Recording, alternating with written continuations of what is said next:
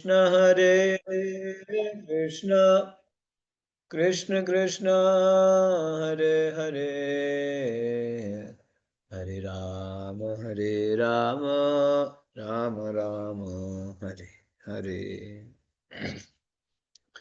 आराध्यो भगवान् ब्रजेश तनया तद्धाम वृन्दावनम् रम्या क्वाचिदुपासनो व्रजवधू वर्गेण या कल्पितः। हरे कृष्ण। तो आप सभी वैष्णव भक्तों का हार्दिक स्वागत है इस प्रति दिवस सत्संग कार्यक्रम में। आप सभी समय निकाल के समय पे उपस्थित हुए, सभी का धन्यवाद। मैं थोड़ा सा आज लेट हूँ और कुछ सेवाओं की वजह से, तो सेवा थी तो यहाँ पे थोड़ा सा लेट करना पड़ा। ज्ञान थी मुझे कि आप लोग ज्वाइन कर चुके हो, लेकिन उधर भी कुछ सेवा होने के कारण मैं ड्रॉप नहीं कर पा रहा था। पर फिर भी मैंने कुछ देर पहले ही मैं ड्रॉप कर दिया जहाँ मेरी सेवा थी। तो आप सभी प्रतीक्षा करने के लिए आप सभी को बहुत बहुत धन्यवाद। ये कृष्ण कथा के लिए या ब्रजमंडल की ब्रज 84 कोर्स कथा के लिए, ब्रज 84 कोर्स कथा हम लोग परिक्रमा कर रहे हैं। तो आज भी हम लोग परिक्रमा करेंगे और आज हम लोग जाएंगे 22वां दिन शेरगढ़ से चीरघाट। शेरगढ़ से चीरघाट तक हम लोग प्रस्थान करने वाले हैं। तो आज की परिक्रमा भी आपको राधा कुंड से स्वागत है, गोवर्धन से स्वागत है। श्री राधा कुंड जो ब्रह्मांड में सर्वोत्तम स्थान है, पूरे ब्रह्मांड में सर्वोत्तम स्थान, या इवन गोलोक वैकुंठ से भी ऊंचा स्थान बताया गया है राधा कुंड, गिरी गोवर्धन। श्याम कुंड राधा कुंड गिरि गोवर्धन कालेन्द्रिया मुना जय जय महावन। तो क्या बताया गया है? श्याम कुंड, राधा कुंड, गिरि गोवर्धन, ये तीन स्थान, राधा कुंड, श्याम कुंड, गिरि गोवर्धन, एक ही स्थान है, तीन तो नहीं है, एक ही है, लेकिन अलग अलग नाम है। बहुत ही सर्वोत्तम सर्वश्रेष्ठ, इससे श्रेष्ठ स्थान कोई हो ही नहीं सकता है। तो ऐसे श्रेष्ठ स्थान में पहुंचेंगे तो फिर आपकी चेतना, आपकी भावना, धाम धाम में तो धाम का प्रभाव पड़ता है ना, धाम का प्रभाव, इफेक्ट्स ऑफ होली धाम, प्रभाव पड़ता ही है। ऐसे धाम से आप सभी का स्वागत है। तो यहाँ पे आना तो हमारी या मेरी तो कोई योग्यता नहीं है ना, वास्तविक रूप से, व्यक्तिगत रूप से, लेकिन ये केवल ही केवल गुरुजनों की कृपा से। ऑफकोर्स इस कृपा को भी हमें ग्रांटेड नहीं लेना है, ठीक है, हमें उनकी कृपा है तो हम जैसे भी कुछ भी करो, ये ग्रांटेड भी नहीं लेना है। फिर कृपा हाथ से निकल जाएगी तो दोबारा नहीं आएगी, है ना। हम लोग जो है उनकी उनको बहाना बना के कृपा कृपा बोल के हम और कुछ करेंगे तो फिर कृपा क्या हो जाएगा, ग्रांटेड हो जाएगा, granted. So we shouldn't take the granted of the mercy of our guru परंपरा।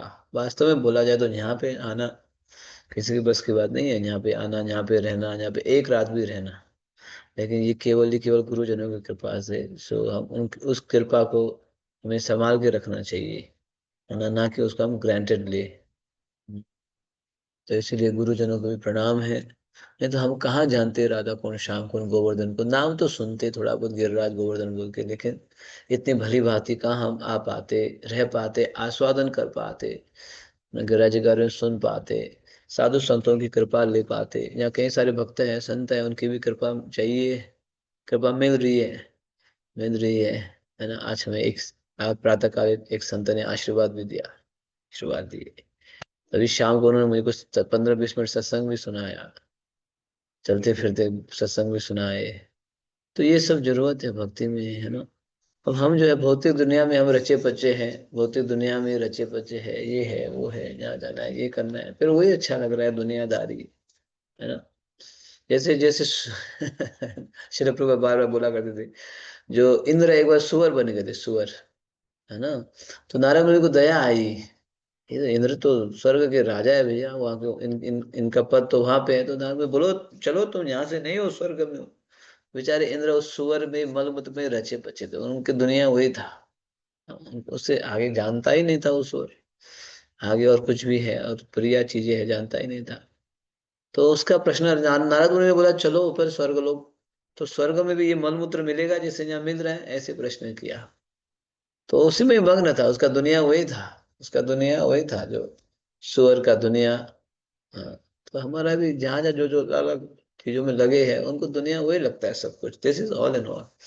लेकिन ये जो रस, ये जो स्थान, ये जो लीला, कब हम जान पाएंगे, समझ पाएंगे, आस्वादन कब कर पाएंगे इसको, है ना। So really we should granted this mercy which is flowing by the mercy of Srila Prabhupada and Guru परंपरा। तो उन्हीं को ही श्रेय देते हैं, देना ही चाहिए, नहीं तो यहाँ कौन आ पाता, कौन रह पाता। ये राधा कुंड या वृंदावन गोवर्धन में उद्धव जी भी यहाँ गुलमलता बन के बैठे हैं, गुलमलता, उद्धव जी। नारद मुनि यहाँ तपस्या किए हैं, ब्रह्मा आदि यहाँ के रज बनना चाहते, रज रज यहाँ के रज बनना चाहते। ऐसा स्थान वास्तव में बोला जाएगा, it is an ordinary place, no, बहुत ही विशेष स्थान। ठीक है, तो यहाँ का स्थान के बारे में बोलूंगा तो फिर क्लास यहीं पे निकल जाएगा, लेकिन वास्तव में बहुत ही विशेष स्थान है।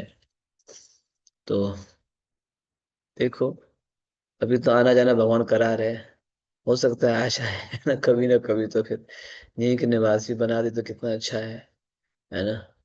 तो अभी तो गुरुजनों के जो है, क्या बोलते हैं, इंस्ट्रक्शन है, उसको भी हम लोग उल्लंघन कर नहीं सकते हैं, उसमें उसमें उसको उस मर्यादा को भी उल्लंघन नहीं कर सकते, तो फिर वो है।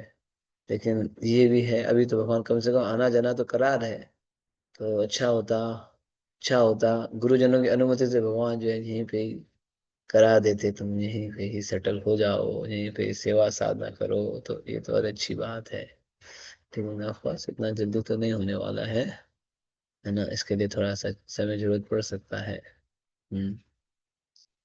तो ठीक है, आपकी भी इच्छा होगी ना गिरिराज जी गोवर्धन राधा कुंड में आने की, कम से कम मन से तो चिंता करो, धीरे धीरे भगवान कृपा भी करेंगे, है ना कभी तो कृपा करेंगे। ठीक है, तो मैं प्लान कर रहा हूँ यहाँ पे एटलीस्ट कार्तिक में 2-4 दिन रहने के लिए। तो सुबह परिक्रमा जाता हूँ, प्रातःकालीन ब्रह्म मुहूर्त में उठ के परिक्रमा जाता हूँ, फिर परिक्रमा में भक्तों का संग भी होता है।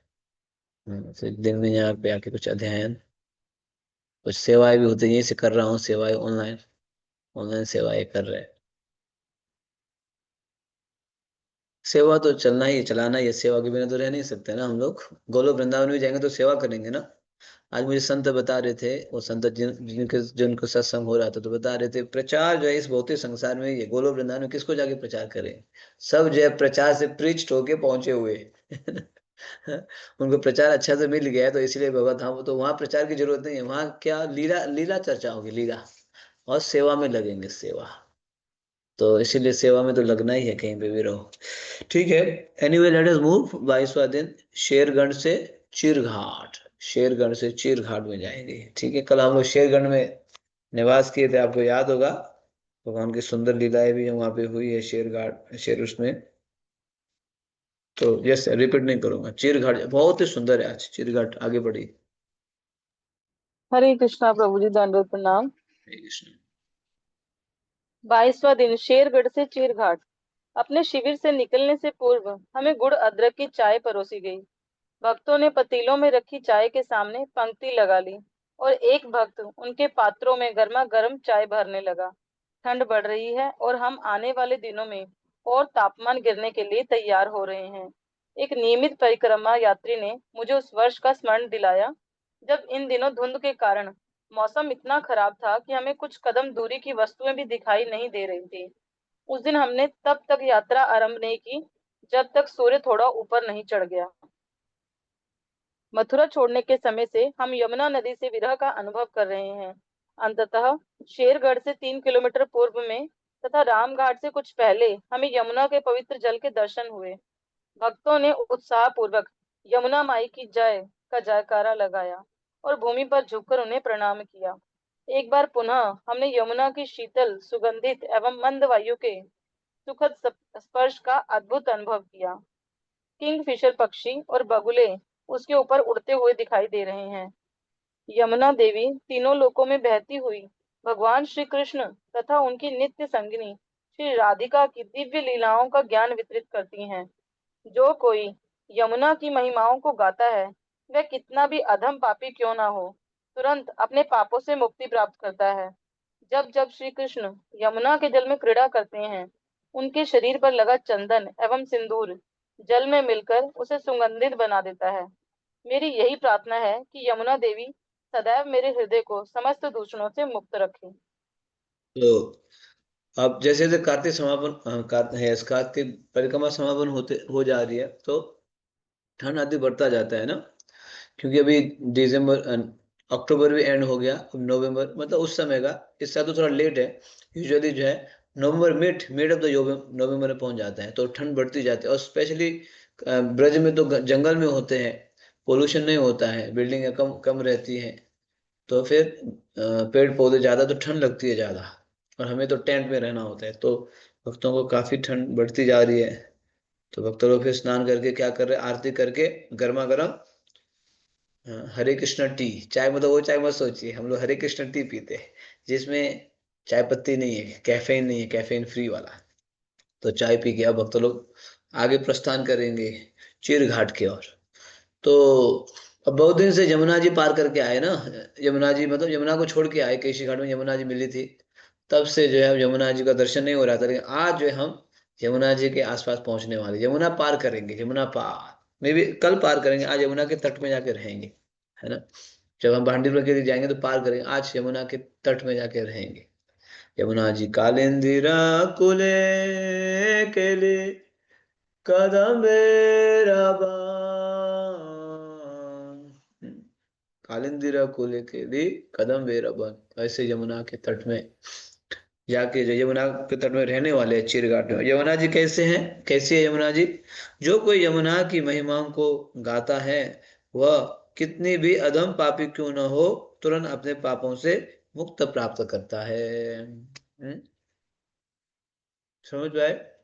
अगर कोई किस भक्त यमुना जी का गुणगान गाता है, तो कितना भी अधम पापी क्यों ना हो, तुरंत वो जो है मुक्ति प्राप्त करता है, मुक्ति मुक्ति प्राप्त कर लेता है। ऐसी यमुना जी बहुत ही कृपालु है यमुना जी। तो भक्त लोग आज उन यमुना के तट में जाके रहने वाले हैं।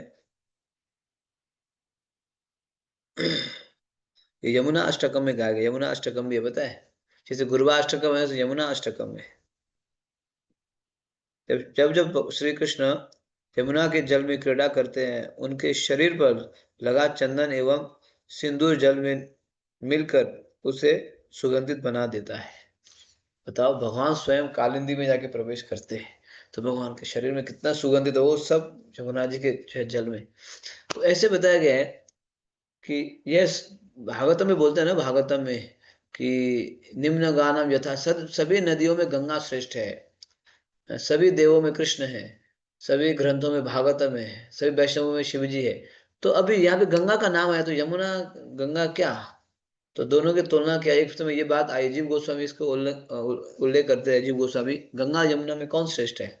तो यहाँ बोलते हैं कि गंगा ठीक है नदियों में आती है ना, लेकिन यमुना जी नदियों में नहीं है, यमुना जी जो है स्वयं भगवान की पटरानी है। गंगा तो केवल भगवान के चरण कमलों से निकली है, यमुना में तो दिन रात भगवान, दिन रात यमुना में ही रहते थे। तो इसलिए यमुना को अन्य नदियों से तुलना ही नहीं कर सकते। और समझ पा रहे बात को? यमुना तो स्वयं भगवान की पटरानी, मतलब पटरानी सबसे व्यक्ति के निकट है, तो उसकी उसकी जो है भार्या होती है ना, भार्या। भार्या समझते हो, पत्नी सबसे निकट की होती है ना, साथ में रहना, साथ में रखना, साथ में जाना, साथ में बातचीत करना, शेयरिंग करना। तो यमुना जी तो नदियों में आती ही नहीं, she is the most dearest. समझ पा रहे? ऐसी यमुना जी। हम्म। कि मेरी प्रार्थना है कि यमुना देवी सदैव मेरे हृदय को समस्त दूषणों से मुक्त रखे। तो अब हम जाएंगे Ramghat. Very special place, very special place, ध्यान से सुनिएगा। रामघाट बहुत ही महत्वपूर्ण, स्पेशली मेरे लिए भी बहुत महत्वपूर्ण है, बताऊंगा क्यों। आगे पढ़ो। रामघाट। रामघाट के मार्ग में झाड़ियों, वृक्षों तथा रंग बिरंगे फूलों के झुंड पंक्तिबद्ध लगे हैं। जहां बलराम जी ने रास रचाया था, उस रामघाट की जय हो। रोहिणी नंदन बलराम की जय हो। सब वृंदावन वासियों की जय हो, जय हो। एक दिन द्वारका में बलराम जी के मन में अपने माता पिता तथा अन्य ब्रजवासियों से भेंट करने की इच्छा हुई। ब्रजवासी उनके विरह में पीड़ित थे और बलराम जी के मन में भी उनसे मिलने की उतनी ही तीव्र उत्कंठा थी। यह विचार करके बलराम जी ने वृंदावन जाने का निश्चय कर लिया। श्रील जीव गोस्वामी वर्णन करते हैं कि वास्तव में कृष्ण बलराम दोनों वृंदावन जाना चाहते थे, परंतु वसुदेव देवकी एवं द्वारका वासियों ने केवल बलराम को जाने की अनुमति दी। श्रील विश्वनाथ चक्रवर्ती ठाकुर इसका कारण लिखते हैं। यदुओं ने विचार किया, भगवान की प्रिय सखियां अपने पवित्र एवं उन्मत्त प्रेम के लिए विख्यात हैं और श्री कृष्ण के माता पिता भी उनसे अत्यधिक स्नेह करते हैं। भगवान श्री कृष्ण तो प्रेम के भूखे हैं, इसलिए यदि वे वृंदावन चले गए तो फिर वहां से उनका वापस लौटना कदाचित संभव ना हो सके। यह विचार करके यदुओं ने श्री हरि को जाने नहीं दिया। वे जानते थे कि श्री कृष्ण उन लीलाओं के अधीन हो जाते जिनमें वे ब्रजवासियों के साथ नित्य वर्धित प्रेम का आदान प्रदान करते हैं। इस प्रकार बलराम जी श्री कृष्ण के बिना ही वृंदावन आए। वे चैत्र एवं वैशाख, मध्य मार्च से मध्य मई तक के महीने यहाँ रहे। इस दौरान उन्होंने श्री कृष्ण की गोपियों को सांत्वना दी और प्रत्येक रात्रि अपनी गोपियों के साथ रास लीला की। आप पढ़ते भक्ति जाओ। रत्नाकर भक्ति रत्नाकर में वर्णन है कि कुछ गोपियां अत्यंत छोटी होने के कारण श्री कृष्ण के साथ रासलीला में भाग नहीं ले सकी थी। गोपाल चंपू द्वारिका में कृष्ण बलराम के बीच हुए उस वार्तालाप का वर्णन करती है, जिसमें श्री कृष्ण विशेष तौर पर बलराम जी को इन गोपियों की इच्छा पूरी करने का निर्देश देते हैं। गर्ग संहिता में वर्णन आता है कि जिन गोपियों ने बलराम के साथ रासलीला की, वे पाताल लोक के सर्पों की पुत्रियां थीं और उनके मन में श्री बलदेव के विस्तार अनंत शेष के साथ रासलीला करने की इच्छा थी। भगवान शेष ने उन्हें आशीर्वाद दिया था कि व्रज में ग्वालों के घर जन्म लेने पर उनकी वह इच्छा पूरी होगी। जब भगवान बलराम यमुना तट पर अपनी गोपियों के संग आनंद ले रहे थे, उस समय वरुण देव ने अपनी पुत्री वारुणी को उनकी सेवा में भेजा। वह वृक्षों की कोटरों से टपकते शहद का तरल रूप लेकर वहां प्रस्तुत हुई। उसकी सुगंध से पूरा वन महक उठा और श्री बलराम एवं उनकी प्रेमिकाएं मोहित हो गईं। तब सबने तृप्त होकर उस मधुर अमृत में पेय का पान किया। वह वारुणी पीने के बाद रोहिणी नंदन दिव्य उन्माद में गोपियों के साथ रास खेलने लगे। कुछ गोपियां मृदंग, पिनाक, वीणा आदि वाद्य यंत्र बजा रही थी, जबकि कुछ गोपियां मधुर रागों में बलराम जी का यशोगान कर रही थीं। ब्रह्मा जी एवं अन्य देवगण इस संगीत को सुनकर मंत्रमुग्ध रह गए। श्री बलराम स्वयं इस नृत्य, गायन एवं संगीत से भाव विभोर हो उठे और इस प्रकार शीघ्र ही राम मंदिर रास मंदिर असीम आनंद से भर उठा। तो इतना वारुणी चर्चा से कर लेते हैं। आप यहाँ पे रामघाट के बारे में सुन रहे हो। अब हम परिक्रमा शेरगढ़ से चिरघाट की ओर जा रहे हैं। तो ऑन द वे बीच में क्या आता है? रामघाट। आपने वो उसमें सुना है ना, जय राधे जय कृष्ण जय वृंदावन भजन में, जय राम घाट जय रोहिणी नंदन, ऐसे गाते हैं। जय राम घाट जय रोहिणी नंदन, मतलब बलराम, बलराम जी का स्थान है वो। आदि गुरु बलराम जी वहाँ नित्य रूप से लीला करते हैं। तो आज हमारी परिक्रमा वहाँ पार होते जाएगी, इसलिए आप वहाँ जाएंगे ना रामगढ़ में, आज भी कई सारे स्नेक्स हैं, स्नेक्स, क्योंकि बलराम जी है ना। अब लिटरली आप स्नेक्स देख सकते हैं, कई सारे स्नेक, आदि गुरु। तो उस रामघाट में हम लोग होते हुए जाएंगे। और रामघाट में बलराम जी आए थे, जब बलराम जी द्वारिका में थे, तो उनकी इच्छा रही मुझे ब्रजवासी से मिलना है, भक्तों से बहुत दिन हो गया दूर होते हुए ना, मैं मिलना चाहता हूँ हमारे भक्तों से, ब्रजवासी से बहुत प्रिय हैं। तो इनसे इतना दूर रहना हो नहीं पाएगा, so I want to meet my Brajwasi devotees. Balram ji Krishna को भी लाना चाहते थे, लेकिन कृष्ण को नहीं लाने का कारण क्या था? कृष्ण एक बार आएंगे ना, फिर द्वारिका जाएंगे नहीं। क्योंकि यहाँ ऑलरेडी उनको द्वारिका में रहना बहुत मुश्किल हो रहा है। बार बार पता है कृष्ण रात्रि को सोते थे पटरानियों के बीच में, है ना, पटरानियों के बीच में कृष्ण सोते थे। लेकिन क्या होता था, रात्रि के समय ना, हे राधे, हे ललिते, हे निकुंज, ऐसे बार बार चिल्लाते थे। भगवान थे द्वारिका में पटरानियों के साथ है, लेकिन उनका मन ब्रज में था। तो बार बार गोपियां पूछा करती, पटरानियां पूछती, कृष्ण रहते हमारे साथ है द्वारिका में, लेकिन बार बार वृंदे, ललिते, राधे, हे वृंदावन, गोवर्धन ऐसे याद करते हैं। तो उनका मन देखो, सोते समय भी जो है उनका मन कहाँ है, वृंदावन में। उनको द्वारिका में जो मजबूरी में रहना पड़ रहा है ना, द्वारिका में कुछ सेवाएं होने के कारण कृष्ण निकल नहीं पा रहे थे, तो वहाँ अदरवाइज उनके, आप बताओ, हर कण में, हर चेतना में वृंदावन था। वृंदावन की सखियां थी, गोपियां थी, ब्रजरस था, गोवर्धन था। तो इसे अगर ऐसे व्यक्ति को वृंदावन ले जाएंगे तो वापस लौटेंगे, बताओ, नहीं लौटेंगे ना, नहीं लौटेंगे, है ना। हम्म। तो बहुत मुश्किल होगा। हम्म। तो इसीलिए बलराम को मैं ही जाता हूँ, कृष्ण को बाद में देखेंगे, जब हमेशा के लिए जाना है तब देखेंगे, है ना, अभी लेके नहीं जाएंगे। हम्म। तो इस प्रकार से बलराम जी अकेले गए ब्रज में, गोपियों से, ग्वाल बाल से, मित्रों से मिलने के लिए। तो उस समय कहाँ पहुंचे, राम घाट में। हाँ, ये बात ध्यान रखो कि राम घाट में बलराम जी किन के साथ लीला किया, पाताल लोक के सर्पों की पुत्रियां थी, और उनके मन में श्री बलदेव के विस्तार अनंत शेष के साथ रासलीला करने की इच्छा थी। तो बलराम जी के जो रासलीला करने वाले गोपियां और कृष्ण की गोपियां अलग है ना, मिक्स नहीं हो सकते। पता है, दोनों में अलग है। क्यों अलग है, क्योंकि बलराम जी बड़े भाई है। तो बड़े भाई के गोपियां छोटे भाई के रासलीला में कैसे हो सकते हैं, या छोटे भाई की गोपियां बड़े भाई के रासलीला में हो सकते हैं, नहीं हो सकते ना। तो इसलिए उनको अलग अलग गोपियों को जो अलग अलग कर दिया गया, बलराम जी की गोपियां अलग है बिल्कुल। तो बलराम जी वहाँ गोपियों के साथ यमुना के तट पर रासलीला कर रहे थे, शरद पूर्णिमा के समय रासलीला कर रहे थे। उस समय बारुणी, वरुण देव की पुत्री, वो बलराम जी की सेवा करनी चाहिए। तो किस प्रकार से सेवा करे, तो वरुण देव ने उनको बोला कि आप रस रस बन के जाओ, लिक्विड, लिक्विड समझो, लिक्विड पीने वाला लिक्विड। तो इसलिए बलराम जी क्या पीते हैं, बारूनी पीते हैं, बारूनी, समझते बारूनी। जैसे इस संसार में लोग पीते हैं ना कई सारी चीजें, लेकिन लोग तो पी पी के जो है चढ़ा फड़ा देते हैं। ये बारूनी उस प्रकार का नशा नहीं है। बारूनी जब पियेंगे तो you will be spiritually intoxicated, ठीक है, आध्यात्मिक दृष्टि से उन्मत्त हो जाएंगे। तो बलराम जी बारूणी, वरुण देव की पुत्री आते हैं, बारूणी बन के उनको पान करके उन्मत्त हो जाते हैं। देखो, बाहर के नशा की तरह नहीं, ध्यान रखिएगा, ये उन्मत्त क्या है, आध्यात्मिक उन्मत्तता है, आध्यात्मिक उन्मत्तता। तो बलराम जी उन्मत्त होके उन गोपियों के साथ लीला करते हैं। कौन सी गोपियां कौन बन के आई है, पातालोक के सर्पों की पुत्रियां।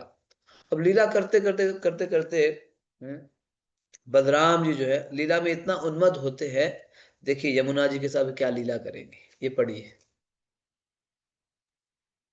एक दिन, सॉरी, वारुणी पे नृत्य तथा उत्सव भरे वातावरण से उन्मत्त श्री बलराम ने यमुना देवी को रास स्थली के निकट आने के लिए कहा, जिससे वह उनके जल में क्रीड़ा कर सके। परंतु यमुना देवी ने उनकी ओर ध्यान नहीं दिया। उन्होंने सोचा कि भगवान नशे में होने के कारण ऐसा कह रहे हैं। यह देख बलराम जी क्रुद्ध हो उठे और अपने हल को भूमि में गाड़कर यमुना को अपनी ओर घसीटने लगे। गर्जना करते हुए वह बोले, आज तुमने मेरा सम्मान नहीं किया, मेरे बुलाने पर भी तुमने मेरी अवज्ञा की और मनमाना व्यवहार किया। देखो, अब मैं तुम्हें सैकड़ों छोटी धाराओं में बांट दूंगा। यमुना देवी को अपनी गलती का अनुभव हुआ और वह भयभीत हो श्री बलराम के चरण कमलों पर गिरकर क्षमा एवं आश्रय की याचना करने लगी। शांत होने पर बलराम जी ने अपनी संगिनियों के साथ उसके जल में प्रवेश किया और तृप्त होकर अपनी जल क्रीड़ाएं की। ये अद्भुत लीला यहाँ रामघाट पर हुई थी। यहाँ तक आज भी यहाँ तक आज भी हम देख सकते हैं कि इस स्थान पर यमुना अधिक चौड़ी तथा अनेक धाराओं में विभाजित है। एक छोटे मंदिर में हमने दाऊ जी के सुंदर पहले विग्रह। इतना इतना चर्चा कर लेते हैं। तो देखा, अब जमुना जी वारुणी पान करके देखो नृत्य कर रहे हैं, तो तस्वीर भी देखो गोपियों के साथ रासलीला करते बलराम जी। तो रासलीला करते करते अब यमुना जी तो उन्मत्त, सॉरी, बलराम जी तो उन्मत्त तो थे ही, बारूणी पान करके रखे है। इज नॉट, देखो, नशा नहीं चढ़ा है उनके, ये ध्यान रखिएगा, वो वाला नशा नहीं है, है ना। इनको इनको क्या, कौन सा नशा? आध्यात्मिक नशा, आध्यात्मिक नशा। तो उस प्रकार का आध्यात्मिक नशा चढ़ा हुआ है। तो फिर बलराम जी क्या करे, क्या क्या किए, यमुना जी को बोले, जहाँ रासलीला हुई है उसके पास आ जाओ। यमुना जी बह रही है पानी के रूप में, है ना। तो जहाँ रासलीला हो रही है, बलराम जी बोलते हैं उसके पास आ जाओ, पास में। पास में आओ। तो यमुना जी कैसे आएगी, उधर बह रही है, इधर कैसे पास में आएगी, है ना, नहीं आ सकती है। तो बलराम जी बार बार बुलाने के बाद भी नहीं आई, तो बलराम जी क्रोधित हो गए। तो फिर उन्होंने अपना हल से क्या किया, यमुना जी को खींच लिया रासलीला के पास। तो फिर यमुना जी देखो, जहाँ जल में देखो प्रकट हुई, क्षमा याचना मांग रही है, प्रभु प्लीज क्षमा कर दीजिए, मैं समझ नहीं पाई, लेकिन मैं आज से इधर ही बहूंगी। तो यमुना जी उधर बह रही थी, बलराम जी की इच्छा से उल्टी बहने लगी। ये आप वहां पे आ जाएंगे, वहां भी आज भी है ऐसे, उल्टी बहने लगी। तो भगवान की लीला है, भगवान तो बलराम जी तो कृष्ण से अभिन्न है, तो वो तो होना ही पड़ेगा। तो इस प्रकार से बलराम जी इस राम घाट में लीला किए हैं। बहुत ही सुंदर स्थान है ये। वहाँ पे बहुत ही बड़ा वट वृक्ष है, वट वृक्ष राम घाट में ना। आप देखेंगे थोड़ी देर में, यहाँ राम शायद यहाँ है या नहीं। हाँ यहाँ है, अक्षर वट देखा, अक्षर वट ये उस बीच में है ना। तो इस अक्षर वट, ठीक है, अक्षर वट में आएंगे तो मैं बताऊंगा। अभी आगे पढ़िए, कुछ बात बतानी है। एक यस। छोटे मंदिर में हमने दाऊ जी के सुंदर विग्रह के दर्शन किए। श्रील रूप गोस्वामी वर्णन करते हैं कि बलराम जी का वर्ण स्फटिक के समान है। हमारी जानकारी में इस्कॉन वृंदावन में बलराम जी के विग्रह के अतिरिक्त पूरे ब्रज में बलराम जी की यही एकमात्र सफेद मूर्ति है। ये कोई संयोग नहीं है कि यहाँ वृक्षों पर मधुमक्खियों के अनेक छत्ते लगे हैं, जिनके द्वारा वे भगवान को असीमित शहद प्रदान करती हैं। इतना ही नहीं, यहाँ अनेक ब्रजवासी बच्चे हैं जो सपेरे की कला प्रदर्शित करते हैं। सर्प हमें अनंत शेष का स्मरण कराते हैं। हम में से कुछ लोग उनके थोड़ा निकट गए।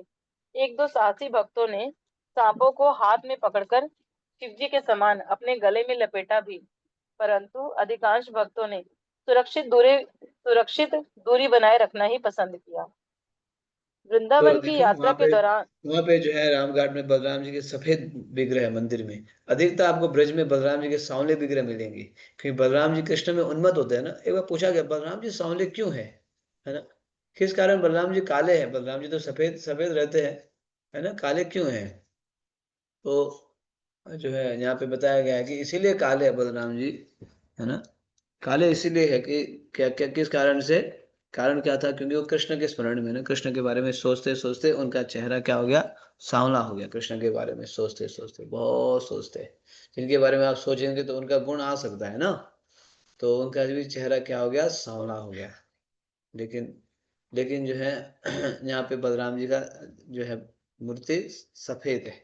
तो भक्तों ने ये दर्शन किया, और दर्शन करके आगे जाते तो फिर वहाँ रामगढ़ में क्या मिलेंगे, ब्रजवासी बच्चे या कुछ कुछ लोग सांप लेके चलते हैं, सांप है ना यहाँ पे, क्योंकि राम घाट है ना वो। तो रामगढ़ तो सांप यहाँ पे डाल के चलते हैं, सफेरी। हाँ यस। तो ये आपको वहाँ आपको देखने को मिलेगा, क्योंकि अनंत शेष होते हैं, अनंत शेष, अनंत शेष वहाँ जो है बलराम जी के रूप में, ये भी भक्तों ने देखा। हाँ, आगे पढ़िए। वृंदावन की यात्रा के दौरान नित्यानंद प्रभु ने कुछ समय रामघाट पर निवास किया। वे ग्वाल बालों के साथ खेलते और भूख लगने पर दही दूध तथा कंदमूल खाते। अपनी बलराम की पहचान को छिपाने के प्रयास में वे उलझन में पड़े थे। लोग यही कह रहे थे, अवश्य ही ये रोहिणी नंदन हैं, जो अवधूत का वेश बनाकर ब्रज में भ्रमण कर रहे हैं।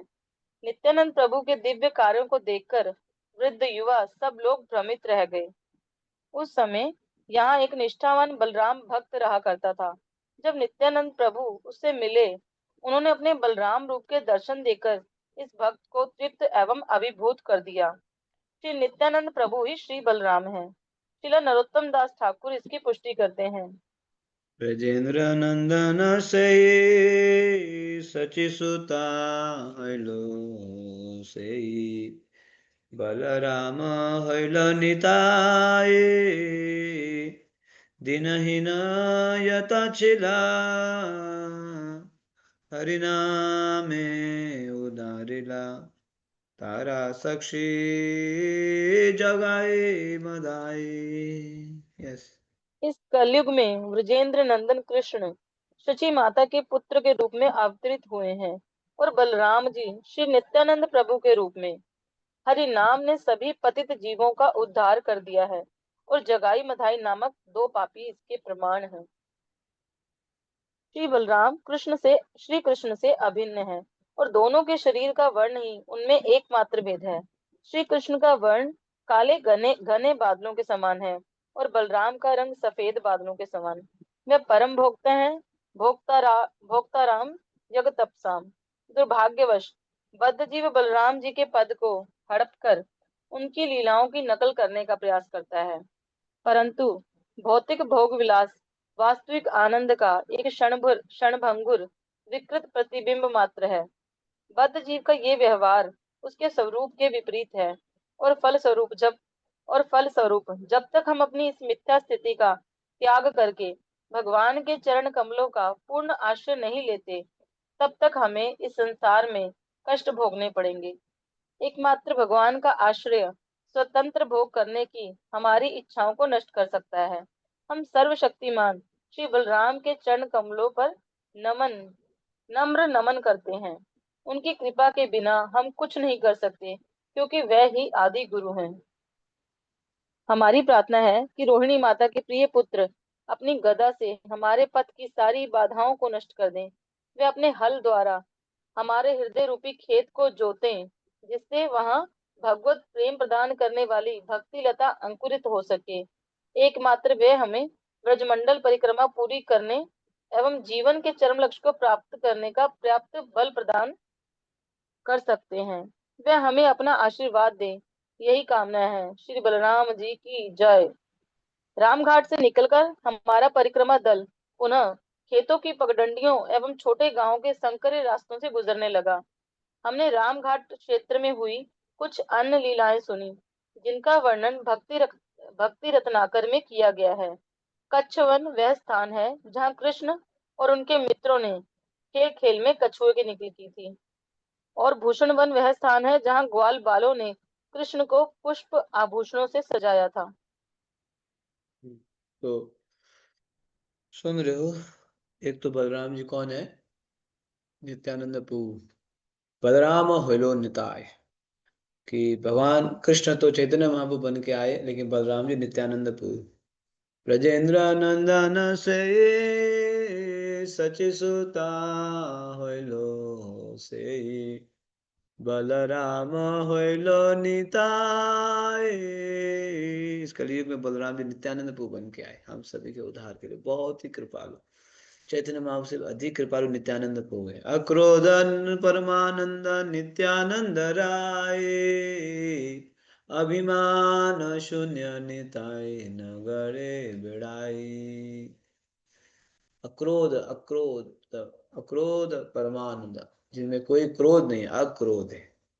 परमा नित्यानंद रहा। अभिमान, आपने अभिमान को शून्य बनाया। अभिमान है ना, मिथ्या अभिमान, फॉल्स ईगो बोलते हैं ना उसको। क्या किया? अभिमान शून्य निताय। अपने अभिमान को डाउन टू द अर्थ करके उन्होंने नगर में जाके बैठ गए प्रचार के लिए। प्रचार के लिए पिटाई खा लिया उन्होंने प्रचार के लिए, बताओ। तो व्हाट टू डू, ऐसे करना पड़ता है कभी कभी प्रचार के लिए। सेक्रीफाइस करना पड़ता है प्रचार के लिए। जैसे आप चाहेंगे वैसे नहीं होगा। प्रचार के लिए बहुत सेक्रीफाइस करना पड़ता है, बहुत चीजों से सामना करना पड़ता है। इसीलिए कई सारे लोग प्रचार के लिए निकलते नहीं। हमें नहीं करना है प्रचार, हमें पहले अपने आप को प्रचार करना है ना। जाओ प्रचार अपने आप देखो, है ना। भगवान ने सृष्टि किया, भगवान ही उद्धार करेंगे, हमें अपने आप को उद्धार करना है। बोल के कई सारे साधु संत ब्रज से निकलते नहीं, ब्रज से निकलते नहीं। हाँ, तो यही तो बोले हमें पहले अपने आप को तो प्रचार करे दुनिया को प्रचार करने से पहले, है ना। तो भगवान की सृष्टि है तो उनकी जिम्मेदारी है प्रचार करे, ऐसे लोग सोचते हैं ना। प्रचार के रिस्क नहीं लेते। प्रीचिंग में वेरी रिस्क, प्रीचिंग में फाइटिंग अगेंस्ट माया। आपको लग रहा होगा भक्तों देश विदेश प्रचार के जाए, अच्छा कितना अच्छा है, देश विदेश जा रहे हैं, देश विदेश जा रहे हैं। कितना रिस्क है पता है? या कहीं सिटी में जाके रहना कितना रिस्क है पता है? प्रीचिंग में you are risking your life. गुरुजनों की प्रसन्नता के लिए किया जा रहा है। तो नित्यानंद ने वो किया।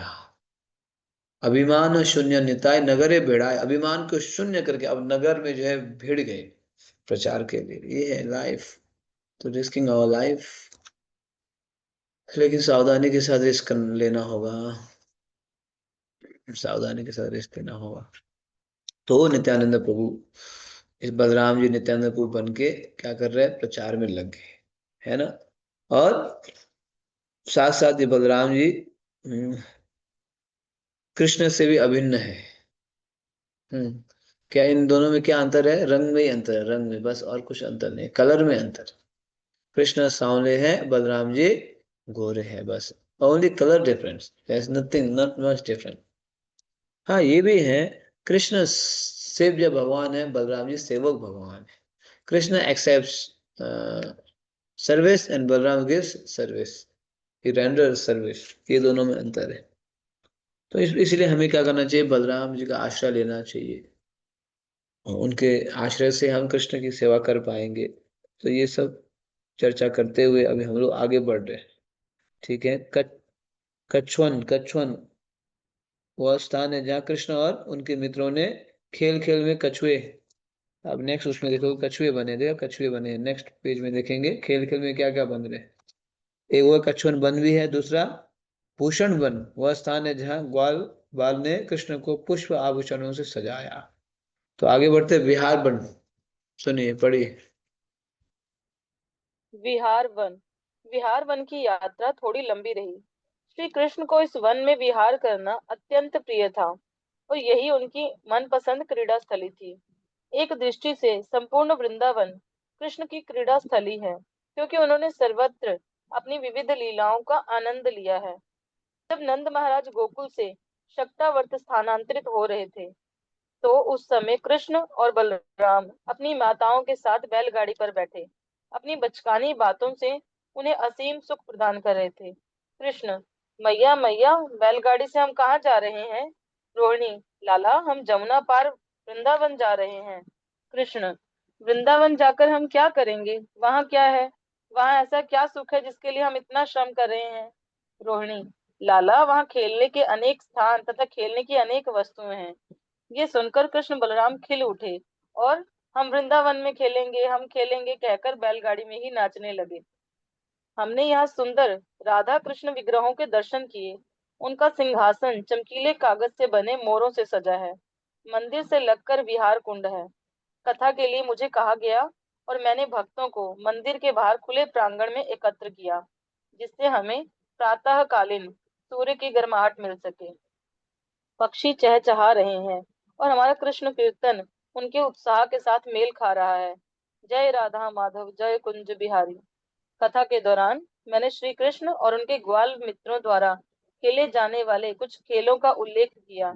शिला एक मिनट, तो प्रभुपाद। ये वाला, अच्छा, ये वाला प्रश्न, तो देखा बिहार बन, तो बिहार बन के और प्रस्थान कर रहे हैं। वैसे तो संपूर्ण वृंदावन, यहाँ उल्लेख आता है कि संपूर्ण वृंदावन क्या है, भगवान श्री कृष्ण की क्रीड़ा स्थली है। भगवान हर जगह में क्रीड़ा करते हैं, जैसे भी हम अभी गोवर्धन परिक्रमा करते हैं, तो हर स्थान में जाओ, हर पग में जो है भगवान की लीला स्थली है। यहाँ नारद कुंड है, यहाँ जो है भगवान ने जो है मुखारविंद है, कई सारे लीला स्थली है ना। तो इसलिए संपूर्ण ब्रजभूमि ही भगवान की लीला स्थली है। बताओ प्ले ग्राउंड कितना बड़ा है, भगवान का प्ले ग्राउंड कितना है, 84 कोर्स में है, इतना बड़ा प्ले ग्राउंड, बहुत बड़ा है ना प्ले ग्राउंड। घरों में तो जो है इतना छोटा प्ले ग्राउंड होता है, स्कूल में भी इतना सा प्ले ग्राउंड रहेगा, लेकिन भगवान श्री कृष्ण का प्ले ग्राउंड पूरा संपूर्ण ब्रजभूमि, पूरी ब्रजभूमि ही उनका प्ले ग्राउंड है। तो भगवान यहाँ खेला करते थे। तो एक समय गोकुल से शिफ्ट करना था, गोकुल से इधर बरसाना नंदगांव की ओर आना था, नंदगांव की ओर। तो पैकिंग हो रहा था। भगवान कृष्ण बलराम पूछते हैं रोहिणी मैया से, मैया हम लोग कहाँ जा रहे हैं, इतना पैकिंग क्या चल रहा है ये। तो उन्होंने कहा हम जो है वृंदावन जा रहे हैं, गोकुल से। क्यों, क्या है वृंदावन में, क्या है? तो मैया ने बोल दिया रोहिणी में, वहां ना खेलने के लिए बहुत सारे स्थली है। अच्छा, तब तो अच्छा है, बहुत बढ़िया है, हम वृंदावन जरूर जाएंगे तब तो। क्योंकि आप जो व्यक्ति को जो पसंद है उसको वो चीज जहाँ है बोल दो, तो उसको अच्छा लगेगा। जैसे मान लीजिए आपको जो है बोलेंगे वो स्थान जाएंगे, वहाँ खाने के लिए बहुत मिलेगा, तो अच्छा वो तो बढ़िया है, हम जाएंगे, है ना। वहाँ घूमने के लिए मिलेगा तो जाएंगे। तो बच्चों को क्या अच्छा लगता है, खेल कूद अच्छा लगता है ना। तो वो बोलते वहाँ फैसिलिटी, शिला है, यमुना है, रमण रेती है, आपको बहुत स्थानों में खेलने को मिलेगा, तब तो ठीक है, हम जरूर जाएंगे वृंदावन। इस प्रकार से कृष्ण बलराम को वृंदावन के ओर लेके आया गया। और फिर वृंदावन में क्या है ना बताएंगे, अभी महाराज जी लीला बताने वाले हैं। तो देखो यहाँ पिक्चर में गुरु महाराज जी प्रवचन करने वाले हैं, इतने सारे भक्तों को रख के। उस प्रवचन में कृष्ण बलराम की लीला सुनाएंगे, और लीला सुन लीजिए। यस। श्रील प्रभुपाद इनका वर्णन करते हैं। कुछ बालक आनंद पूर्वक मोरों का पीछा करने लगे और कुछ कोयल की बोली की नकल करने लगे।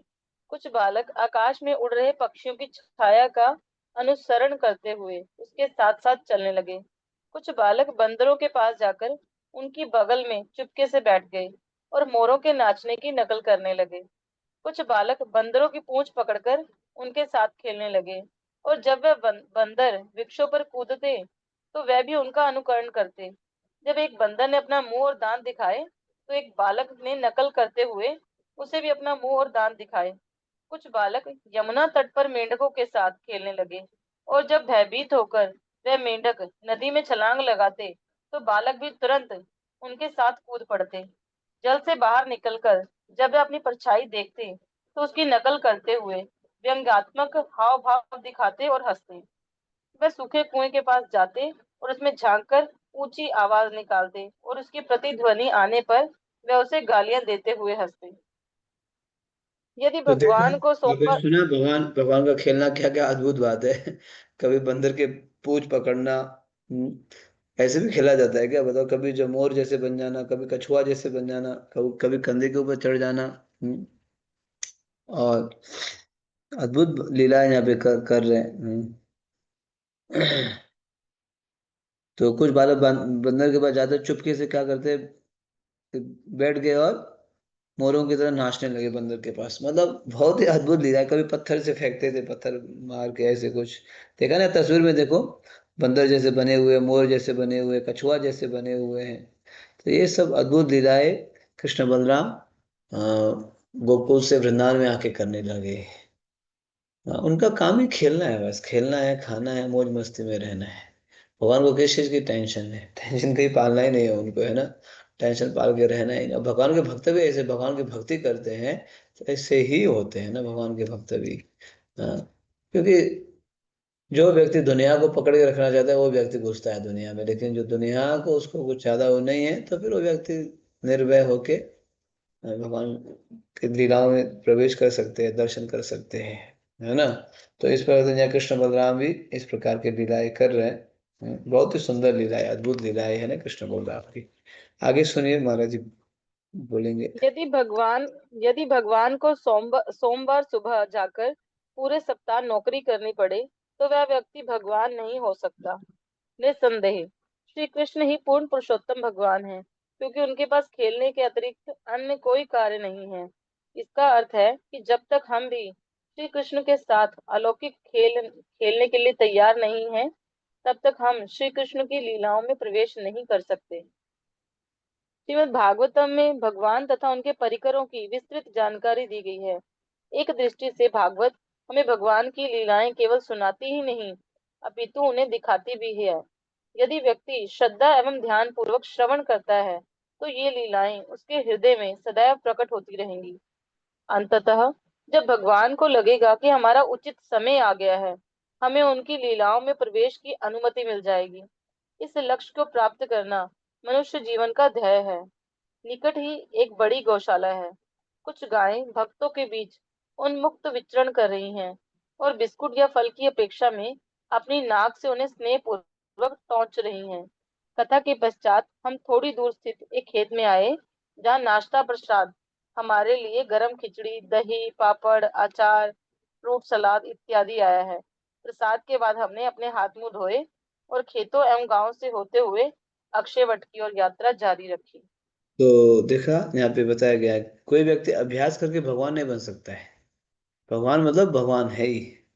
तो यहाँ लिखा है ना, जो भगवान, यदि यदि भगवान को सोमवार सुबह जाकर पूरे सप्ताह नौकरी करनी पड़े तो वह व्यक्ति भगवान हो ही नहीं सकता है। Krishna is independent, fully independent. भगवान स्वतंत्र है ना। भगवान को कोई बंधन में रख ही नहीं सकता है। कृष्णा इज फुली इंडिपेंडेंट, ऐसे बताया गया है।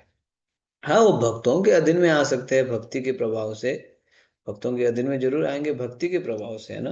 भक्त्या तो अनन्यया शक्या अहमेवावितार्जुन, हे अर्जुन, भक्त मुझे अपने भक्ति रूपी प्रेम से बांध सकते हैं, अन्यथा मुझे कोई नहीं कर सकता है। ऐसे ऐसे तो इसीलिए भगवान स्वतंत्र है, उनकी लीला भी स्वतंत्र है, ऐसे बताया गया है कि स्वतंत्रता से भगवान लीला करते हैं। इसका अर्थ यह है कि जब तक हम भी कृष्ण के साथ अलौकिक खेल खेलने के लिए तैयार नहीं है, तब तक हम श्री कृष्ण लीलाओं में प्रवेश नहीं कर सकते हैं। तैयार करना होगा अपने आप को भगवान की लीलाओं में दर्शन करने के लिए। तो इसलिए यदि व्यक्ति श्रद्धा एवं ध्यान पूर्वक श्रवण करता है, ये पॉइंट महत्वपूर्ण है। कहाँ कंक्लूजन कहाँ पे आ गया? श्रवण, श्रवण देखा, श्रवण, इसलिए एवरीडे श्रवण करो, इसलिए बोलते हैं एवरीडे पढ़ो, सुनो, चर्चा करो, क्यों बोला गया है ना? या क्यों? क्योंकि यदि व्यक्ति श्रद्धा पूर्वक, श्रद्धा एवं ध्यान पूर्वक श्रवण करता है, तो ये लीलाएं उनके हृदय में सदैव प्रकट होती रहेगी, है ना? ये श्लोक भी तो आता है, नित्य सिद्ध कृष्ण प्रेम साध्य कबू नाई, श्रवणादि शुद्ध चित्ते करये उदय, श्रवणादि शुद्ध चित्ते करये उदय, ऐसे वर्णन आता है। जब हम नित्य रूप से श्रवण करेंगे ना, तो हमारा चित्त शुद्ध होगा। अभी चित्त शुद्ध नहीं है, तो चित्त शुद्ध होगा तो अपने आप करय उदय, कृष्ण, कृष्ण की लीलाएं, ये सब अपने आप उदित हो जाएगी। ठीक है, तो इसीलिए श्रवण को बहुत ध्यान देना है। श्रवण मतलब रीडिंग, हियरिंग, बैठ के पढ़ना, सुनना, चर्चा करना। अब सुंदर अक्षर वट, बहुत ही सुंदर अक्षर वट, सुनिए लीला यहाँ की। यस। अक्षय वट। इस क्षेत्र में वृक्षों के सिर नीचे झुके हैं। वह कृष्ण और उनके ग्वाल मित्रों द्वारा उड़ी धूल को प्रणाम कर रहे हैं। जैसे ही उनकी शाखाएं धरती का स्पर्श करती हैं, उनसे जड़ें और फिर नए वृक्ष उग जाते हैं। फलों से लदे वृक्ष सीधे खड़े नहीं रहते, अपितु अपने फलों के भार से झुक जाते हैं। इस प्रकार सद्गुण संपन्न भक्त अपनी सहज नम्रतावश सिर झुकाकर रखते हैं। उनके शब्दकोश में उदंडता नामक शब्द नहीं होता। यदि इस समय हमारा हृदय नम्र नहीं है, फिर भी यदि हम हरिनाम कीर्तन करते हुए नम्रता का अभ्यास करेंगे, तो धीरे धीरे हम अवश्य नम्र बन जाएंगे। विद्या ददाति विनयम, अर्थात विद्या नम्रता प्रदान करती है, तथा विनयात याति पात्रता, अर्थात विनय से ही व्यक्ति पात्र बनता है। यहाँ हम अक्षयवट के दर्शन कर रहे हैं। कहा जाता है 5000 वर्ष पूर्व इसकी शाखाओं के नीचे श्री कृष्ण अपने मित्रों के साथ भोजन खाते और कुश्ती का आनंद लिया करते थे। बालक इस वृक्ष पर अपने खाने की पोटलियां लटका देते और गौएं चराकर तथा कृष्ण बलराम द्वारा भयानक असुरों का वध देखकर वह यहाँ लौट आते और भोजन करते। कुछ लोग ये भी कहते हैं कि उन दिनों यमुना यहाँ निकट बहती थी और ये मूल वट वृक्ष इतना विशालकाय था कि उसकी शाखाएं यमुना तक फैली थी। हमने भगवान की अद्भुत लीलाओं का प्रत्यक्ष दर्शन करने वाले इस अद्भुत वट वृक्ष से अपने मस्तक स्पर्श किए और उसे प्रणाम किया। बिना पूर्व तैयारी के हमने कृष्ण और ग्वाल बालों के बीच होने वाली कुश्ती का खेल प्रदर्शित करने का निश्चय किया। एक वरिष्ठ भक्त ने हमारे छोटे विशंबर को चुनौती दी। वह विशंबर के हाथों पटके जाने तथा परास्त होने का दिखावा करने लगते हैं। ये देख सब भक्त विशंबर की विजय पर तालियां बजाते हुए हरि बोल का जय घोष करने लगे। दोपहर की गायत्री करने के लिए अक्षयवट उपयुक्त स्थान है। श्री श्री निताई गौर सुंदर एक वृक्ष के चारों ओर बने गोल कंक्रीट चबूतरे पर विराजमान है और हम उनके सम्मुख बैठकर इन पवित्र मंत्रों पर ध्यान कर रहे हैं। वहां से हम 1 किलोमीटर दक्षिण पूर्व में चलकर तपोवन पहुंचे। तो अक्षय वट देखो, बहुत ही प्रसिद्ध है ये अक्षय, वृंदावन में, ब्रज में ऐसे कई सारे वृक्ष है ना? तो उनमें से एक ये प्रसिद्ध वृक्ष है अक्षर वट। तो मुख्य रूप से यहाँ क्या लीला हुई है? कृष्ण जो है अपने ग्वाल बाल के साथ यहाँ पे भोजन किया करते थे, इस वृक्ष के नीचे भोजन भी किया करते थे, साथ साथ यहाँ क्या कर रहे हैं? कुश्ती खेला करते थे, कुश्ती। देखो कुश्ती लीला। हाँ, ये बिल्कुल राम घाट के सामने ही है, राम घाट के सामने ये अक्षय वट है।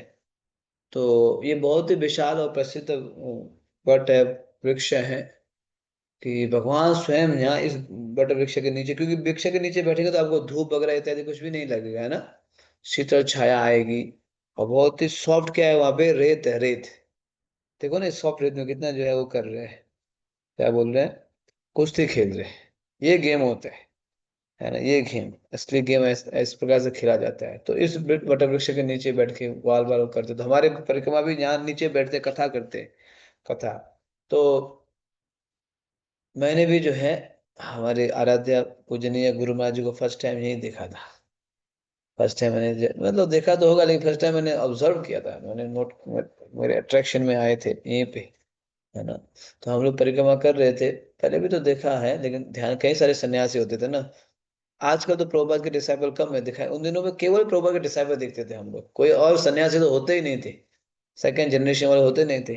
तो कई सारे सन्यासी नोटिस नहीं किया, लेकिन जब हम लोग परिक्रमा कर रहे थे 2006 में, तो 2006 में परिक्रमा कर रहे थे, तो यहाँ पे हम लोग बैठ के कथा चल रही थी ना। तो हम लोग यहाँ पे बैठे थे, तो दूर से हमने एक सन्यासी को देखा। दूर से एक सन्यासी को देखा। तो वो सन्यासी कैसे दिखाई दे रहे थे कि वो सन्यासी एक कुर्ता पहने थे, दो तीन, ऑफ कोर्स जो सन्यासी ड्रेस पहने थे उस पर कुर्ता पहने थे, लेकिन उस कुर्ता में एक साइड जो है कुर्ता लॉन्ग स्लीव था, एक साइड शॉर्ट स्लीव था। तो मैं सोचा, दूर से देखा, अरे या तो दोनों लॉन्ग होना चाहिए, तो दोनों शॉर्ट होना चाहिए ना। ये क्या है, एक साइड जो है कुर्ता लॉन्ग लॉन्ग स्लीव है, एक साइड शॉर्ट स्लीव। आप भी तो आश्चर्यचकित होंगे ना, है ना, वो भी सन्यासी पहना है, तो मतलब जोकर की तरह हो गया ना, मतलब एक साइड शॉर्ट स्लीव, एक साइड लॉन्ग स्लीव। या तो दोनों शॉर्ट रखो ठीक है, या तो दोनों लॉन्ग रखो, जैसे हमारा फुल लॉन्ग स्लीव है, फुल स्लीव है, या तो शॉर्ट स्लीव रखो। तो लेकिन मैंने इनको देखा दूर से, एक साइड शॉर्ट है, एक साइड लॉन्ग है, अद्भुत है ये तो सन्यासी। लेकिन जैसे जैसे पास में आते गए, पास में आते गए, तो मुझे पता चला ये सन्यासी क्यों ऐसे पहने थे, क्योंकि उनको एक्सीडेंट हुआ था उस समय, है ना, एक्सीडेंट हुआ था। तो एक्सीडेंट होने के कारण हाथ में जो है लगा हुआ था। आप पिक्चर देख पा रहे हो, पिक्चर यस प्रभु जी। यस प्रभु जी। हाँ। तो एक साइड में शॉर्ट स्लीव था, एक साइड में लॉन्ग स्लीव था। तो ये पिक्चर भी है, देखो, पिक्चर भी अभी भी हम रखे हैं, है ना। तो तो ठीक है, हो गया, दर्शन कर लिया, पता चल गया एक्सीडेंट हुआ था, है ना। और भी एक पिक्चर था, लेकिन अभी इतना ही देख लो बहुत। तो फिर ये सन्यासी जब वहां आए, आके बैठ के जो है इस बट वृक्ष के, हम लोग सब 300-400 भक्त थे, ब्रजमंडल परिक्रमा कर रहे थे। तो इस वृक्ष के देखो चबूतर में बैठ के इन्होंने क्या गाया, जय राधे जय कृष्ण जय वृंदावन श्री गोविंद गोपीनाथ मदन मोहन। ये जब भजन गाए, तो हम लोगों ने ठान लिया कि हमारे गुरु बनेंगे तो यही बनेंगे, है ना। तो उस समय हमने मन में ठान लिया था, 2006 की बात है। इससे पहले हम लोग और किसी से प्रेरित थे, मतलब प्रेरित मतलब और किसी सन्यासी इस्कॉन के गुरु से हम लोग सोच रहे थे दीक्षा लेना है बोल के। भक्ति स्वरूप दामोदर महाराज हमारे पेरेंट्स के गुरु महाराज थे, लेकिन महाराज जी ने 2006 में शरीर छोड़ दिया। तो बहुत बड़े साइंटिस्ट थे। तो पेरेंट्स के गुरु महाराज से तो हमने सोचा आपका पेरेंट्स के महाराज हमारे ही बन जाएंगे, है ना, ऐसे हम लोग सोचे थे। पेरेंट्स भी बोल भी रहे थे 2006 में, मिलो महाराज से मिलो, महाराज कार्तिक में आ रहे हैं, महाराज से मिल लो और बात बात कर लो दीक्षा के लिए, 2006 में बोल रहे थे। ठीक है ठीक है, महाराज आएंगे तो मिल लेंगे इस बार, है ना, ऐसे सोच ही रहे थे। लेकिन अनफॉर्चुनेटली महाराज जी का महाराज जी का तबीयत ठीक नहीं था। फिर उसके बाद विजयदशमी महाराज ने शरीर छोड़ दिया 2006 में, परिक्रमा से पहले ही। तो ऑब्वियसली और दूसरे गुरु को तो चुनना ही था, है ना, इस्कॉन में। तो फिर 2006 में तो परिक्रमा कर रहे थे हम लोग, तो फिर महाराज जी मिले, गुरु महाराज जी। मतलब उस समय ऑब्जर्वेशन में आ गए कि जब कीर्तन कर रहे थे, तो हमने डिसाइड किया he will be my spiritual master. उससे फिर 2 साल बाद हम दीक्षा भी मिली। 2006 में ऑब्जर्वेशन में आए, तो 8 में। तो इसलिए ये स्थान मेरे भी बहुत विशेष है। एक तो ये स्थान में महाराज जी मिले, दूसरा ये स्थान देखो ना, गुरु से संबंधित है ना, बलराम जी आदि गुरु है। तो आदि गुरु के स्थान में हमें हमारे परम गुरुदेव प्राप्त हुए। जहाँ पे आदि गुरु का स्थान है बलराम जी का, वहीं पे हमारा कनेक्शन भी देखो ना, कितना कनेक्शन क्या है। देखो बलराम जी आदि गुरु हैं, उस आदि गुरु के स्थान में हमें हमारे आराध्य गुरुदेव प्राप्त हुए तो गुरु महाराज से हमने आश्रय लिया, शिक्षा लिया, दीक्षा लिया। भगवान की कृपा से केवल हमने ही नहीं लिया, फिर हमने कई सारे लोगों को गुरु महाराज के चरण कमलों में जोड़ने का प्रयास भी किया। हम तो जोड़ ही गए, है ना, जोड़ने हम तो जोड़ गए, प्रयास कर रहे जोड़ने का, साथ साथ हम जो है कई सारे भक्तों को भी गुरु महाराज के चरणों में जोड़ने का प्रयास किया। जो भी हमारे टच में आ जाते हैं तो फिर हम गुरु महाराज के चरण में जोड़ देते हैं, अगर उनकी इच्छा रही तो। इसीलिए ये स्थान विशेष है हमारे लिए भी, हमेशा याद रखा और राम घाट बोलते हैं। ठीक है, कुछ समय ले लिया आपका, मैंने अपना शेयर करके, सॉरी। तपोवन में चलिए। तपोवन। यमुना तट पर झाड़ियों तथा पुष्प वृक्षों से घिरा तपोवन है। यहाँ स्थापित श्री श्री राधा गुंज बिहारी का नाम पवित्र गुंज पौधे के नाम पर पड़ा है। मार्गशीर्ष महीने, कार्तिक से अगला महीना में गोपियों ने कृष्ण को पति रूप में प्राप्त करने के लिए यही महीना भर तपस्या की थी। उस दौरान उन्होंने केवल बिना नमक मसाले की खिचड़ी खाई। प्रत्येक सुबह सूर्योदय से पूर्व गोपियां यमुना में स्नान करती और इस प्रार्थना के साथ कात्यायनी देवी की पूजा करती। कात्यायनी महामाये महायोगिन्यधीश्वरी नंदगोपसुतं देवी पतिं मे कुरुते नमः। हे कात्यायनी देवी, हे भगवान की महामाया शक्ति, हे महान योग शक्तियों को धारण करने वाली, कृपा नंद महाराज के पुत्र को मेरा पति बना दे। मैं आपको प्रणाम करती हूँ। तो यहाँ यमुना जो के है बालू तपोवन में, तपोवन में ये भी प्रसिद्ध है। यहाँ तपोवन में श्री श्री राधा कुंज बिहारी है। हम लोग परिक्रमा चलते वक्त चीरघाट जाते वक्त तपोवन का भी दर्शन करते हैं। फिर यहाँ पे इसी स्थान पे फिर कात्यायनी के व्रत किया था। कात्यायनी कात्यायनी देवी का व्रत किन्होंने किया था? गोपियों ने। अब कार्तिक खत्म हो जाएगी ना, जिस दिन कार्तिक खत्म होगा नेक्स्ट डे, जैसे अभी कार्तिक 5 तारीख को खत्म हो रहा है, तो 6 तारीख से 6 नवंबर से कात्यायनी व्रत शुरू हो जाएगा। 1 महीना व्रत की थी। और व्रत का उद्देश्य क्या था? कात्यायनी महामाये महायोगी, हमें क्या करो, नंद गोप सुतम देवी पति में कुरुते नमः। ये नंद नंद महाराज का जो सुत है ना, पुत्र है ना, उसको हमें जो पति के रूप में प्रदान कर दो, बस ये इच्छा है।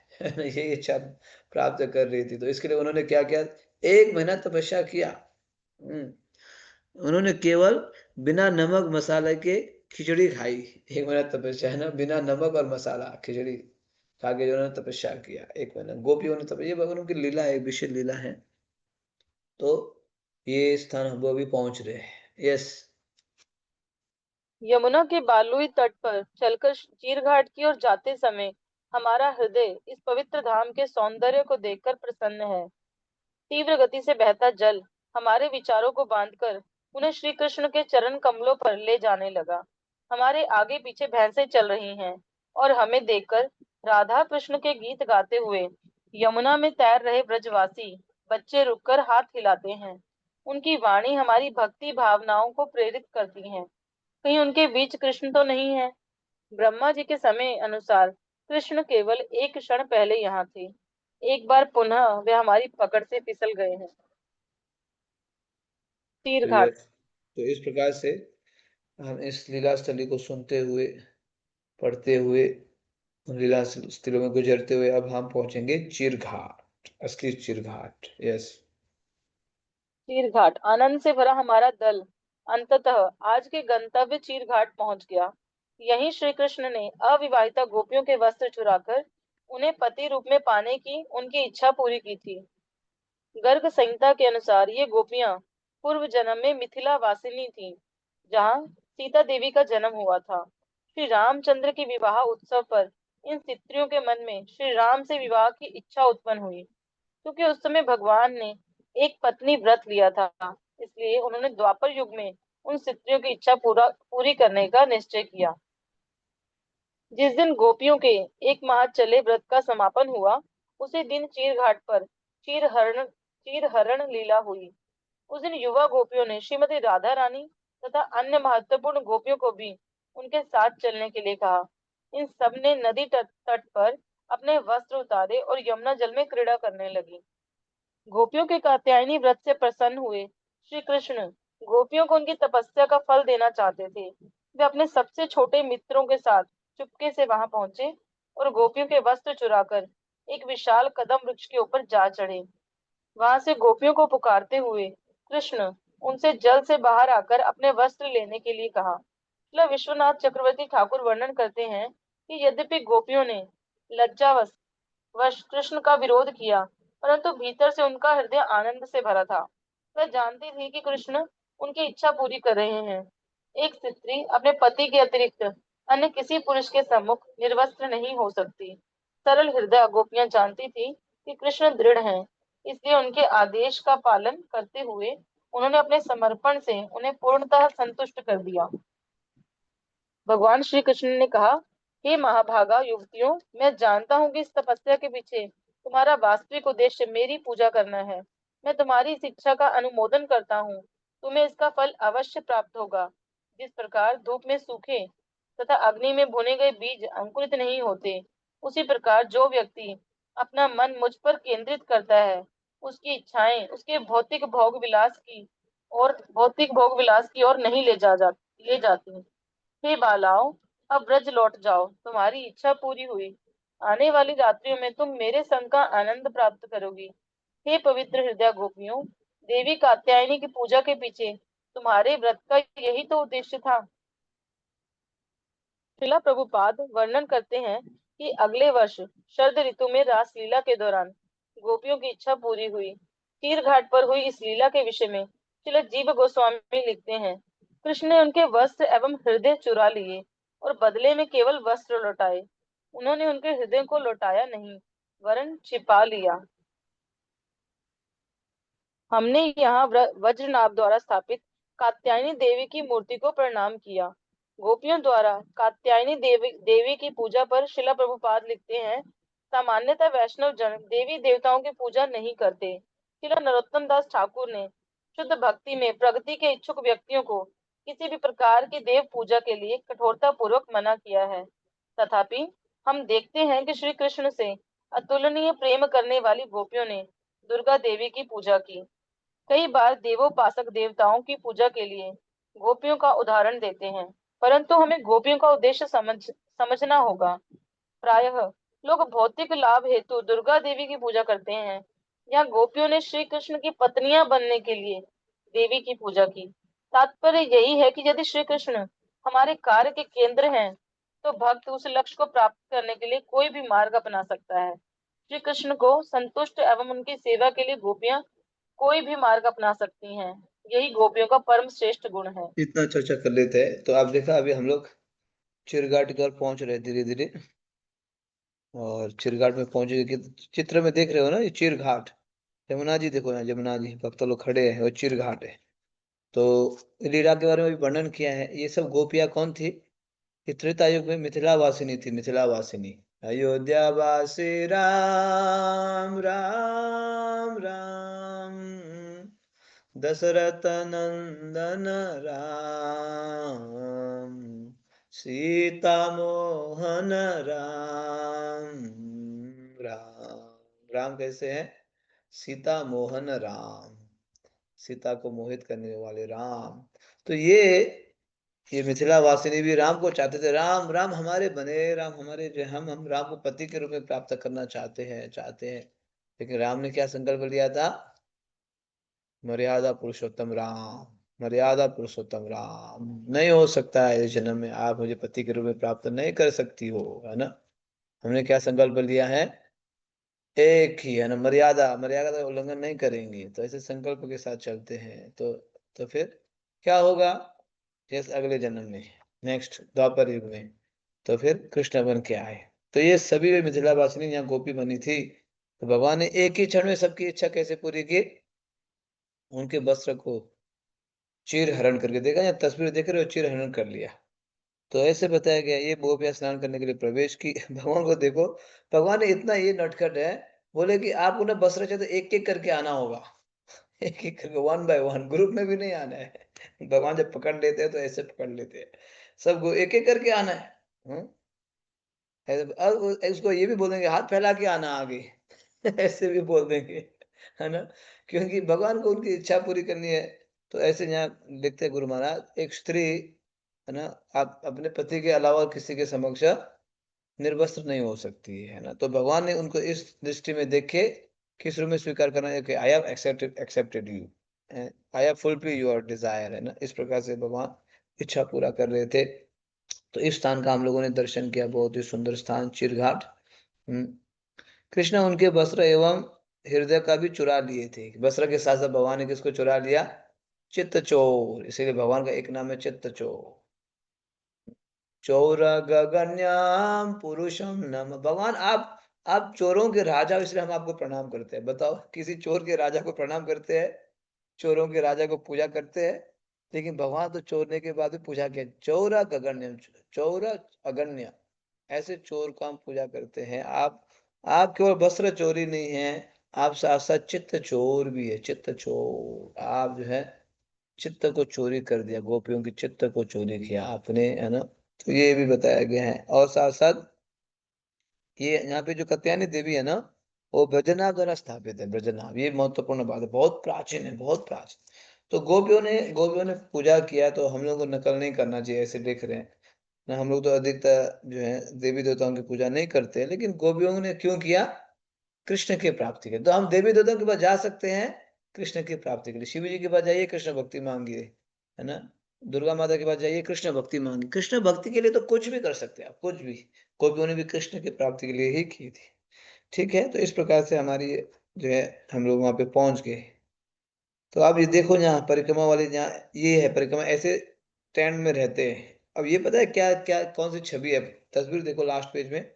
ये जो है अभी अभी ट्रक में इनके सारे सामान छोड़ के गए हैं। अब सब जब परिक्रमा खत्म करके अपने सामान उठाने के लिए टेंट में आए। देखा ना, जहाँ पे अभी हमें अपने अपने सामान उठाएंगे। अधिकतर लोग पेटी रखते हैं, पेटी इसीलिए कि ताकि लोग बैग फेंक देते हैं ना, इधर से उधर, उधर से उधर सामान पिचक जाता है, तो पेटी में तो कोई समस्या नहीं है। तो कोई पेटी रखता है, तो कोई जो सूटकेस, तो कोई ये देखो, ये छवि है। हाँ, पढ़िए। डूबता सूरज यमुना के जल पर प्रतिबिंबित हो रहा है, जिससे यमुना का तट रतन जड़ित प्रतीत होता है। अद्भुत दृश्य है। ब्रज में तीन वस्तुएं ऐसी हैं जो 5000 वर्ष पूर्व श्री कृष्ण के समय से यहाँ विद्यमान हैं। गोवर्धन पर्वत, ब्रजरज तथा यमुना देवी। यमुना त्रिलोकी में सर्वाधिक पावन नदी है और गंगा से 100 गुना अधिक प्रभावशाली है। भगवान प्रतिदिन इसके जल में लीलाएं करते। ये विचार करते हुए हमने भी दिन भर की थकान मिटाने के लिए इसमें डुबकी लगा दी। पुनः कुछ भक्त मुझे बताने लगे कि किस प्रकार परिक्रमा ने उनका जीवन परिवर्तित कर दिया। कुछ ने तो कहा कि अब वह पहले जैसे नहीं रहे। ब्रज की स्मृतियां उनकी चेतना में अंकित हो रही हैं। अनेक भक्त नदी तट पर बैठे श्री कृष्ण पुस्तक पढ़ रहे हैं, जिनमें गदगद लिखने की प्रतिभा है। वे किसी एकांत में बैठकर धाम के जीवन से संबंधित अपने व्यक्तिगत साक्षात्कार लिख रहे हैं। बच्चे कोमल रेत के ढेर पर बैठकर द्वारिका नगरी बना रहे हैं। हमारा पड़ाव कात्यायनी मंदिर के ठीक पीछे है और उसके सामने एक खाड़ी है। संध्या आरती के बाद छोटी कथा और कुछ चर्चा हुई। स्थानीय लोगों के झुंड धूम्रपान करते और हंसते हुए हमें देख रहे हैं। पहली बार परिक्रमा पर आए एक यात्री ने पूछा, धूम्रपान जैसे कार्य कर रहे ब्रजवासी की स्थिति को किस प्रकार समझा जाए। एक भक्त ने उत्तर दिया कि हो सकता है कि धामवासी ऐसे पाप कार्यों में संलग्न हो, तथापि धाम में जन्म लेने के कारण हमें उन सौभाग्यशाली लोगों का पूरा सम्मान करना चाहिए। शिला प्रभुपाद कहते थे कि ऐसे धामवासी भगवत धाम लौटने से पहले वृंदावन में एक और जन्म लेकर अपने पाप कार्यों के फल भोगेंगे। शिला प्रभुपाद ने कहा, वृंदावन में जन्म लेने वाला कोई भी व्यक्ति साधारण नहीं है। शायद ये सुनने में अच्छा ना लगे, परंतु वृंदा में रहकर पाप करने वाले लोग अगले जन्म वृंदावन में कुत्ते, बंदर और सूअरों का जन्म लेते हैं और इस प्रकार वृंदावन की रज खाकर वे शुद्ध एवं मुक्त हो जाते हैं। गुरुदास ने पूछा, और नदी किनारे रहने वाले उन लोगों का क्या, जो दिन भर गांजा फूकते रहते हैं। हंसते हुए शिला प्रभुपाद बोले, ओह, वे हिप्पी बनेंगे। उनकी बड़ी दाढ़ी और लंबे बाल होंगे और वह सैन फ्रांसिस्को में जन्म लेंगे। हरे कृष्णा। प्रभुपाद की जय। तो इस प्रकार से ये ब्रज में जो है तीन चीज शाश्वत है, आप बार बार सुने, ये गोवर्धन, ब्रजरथ तथा यमुना दी आज भी शाश्वत रूप से। गोवर्धन जी हैं, ब्रजरज है, यमुना जी। हम लोग कितने भाग्यशाली है ना, ये चीज हम लोग को दर्शन हो रहा है। हाँ, दर्शन हो रहा है, हम वहीं पे है, वहीं पे ही है। पहले तो शास्त्र में ही सुनते थे, अब साक्षात वहीं पे पहुंचे हैं। ये इतनी चीज शाश्वत है वहां पे। और भक्त लोग अपने रियलाइजेशन शेयर करने लगे। परिक्रमा ने किस प्रकार उनका जीवन परिवर्तन किया। परिक्रमा ने जो है जीवन परिवर्तन किया। कई सारे भक्त अपना अनुभव शेयर करके कुछ कुछ बातें भी कर रहे हैं। अरे हम तो वृंदावन में ऐसे भी लोग देखते हैं जहाँ धूम्रपान करते हैं ना।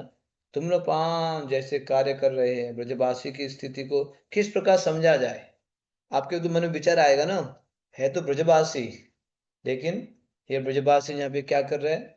धूम्रपान कर रहे हैं, धूम्रपान। तो नहीं सोचेंगे आप ब्रजवासी होकर यहाँ धूम्रपान कर रहे हैं तो क्या सोचेंगे? तो एक भक्त ने उसका उत्तर दिया कि हो सकता है कि धामवासी ऐसे पाप कार्यों से संलग्न हो, तथापि धाम में जन्म लेने के कारण हमें उन सौभाग्यशाली लोगों का पूरा सम्मान करना चाहिए। जैसे भी हो, धाम में जन्म लिया है तो हमें उनका सम्मान करना चाहिए, है ना। और श्लोकपाद ये भी कहते हैं कि धामवासी भगवत धाम लौटने से पहले वृंदावन में एक और जन्म लेकर अपने पाप कर्मों को के फल भोगते हैं। तो ये भी है, इसलिए धाम में जो भी कर रहा है लेकिन हमें उसको सम्मान देना चाहिए, क्योंकि धामवासी। दूसरा पूछता है, ठीक है धाम में कोई जो है गांजा फूक रहा है, गांजा फूक रहे तो उसको कैसे समझा जाए, उस व्यक्ति को धाम पास करके गांजा फूक रहे। तो प्रभुपाद जोकिंगली बोलते हैं, ऐसा व्यक्ति क्या होगा, अगले जन्म में सैन फ्रांसिस्को में हिप्पी बनेगा दाढ़ी के साथ, और वहां जाके वहीं का कार्य करेगा।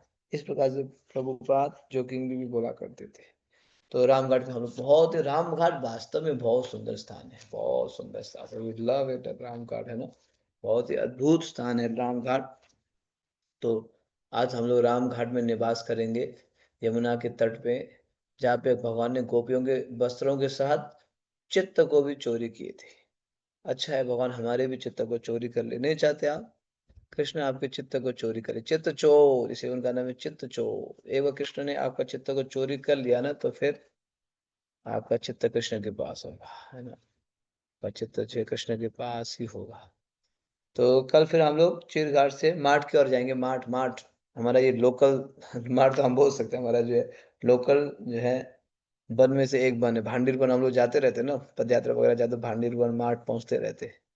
ठीक है, कल चर्चा करेंगे। ओके, थोड़ा सा हमने लेट शुरू किया लेकिन टाइम पे खत्म किया ना। थोड़ा सा लेट आज शुरू किए थे क्योंकि कुछ सेवाओं की वजह से। हरे कृष्णा। जगत गुरु शील प्रभुपाद की, समवेद गौर भक्त वृंद की, ब्रजमंडल परिक्रमा महामहोत्सव के, कार्तिक मास की जय, निताय गौर प्रेमानंदे। हरि हरि बोल।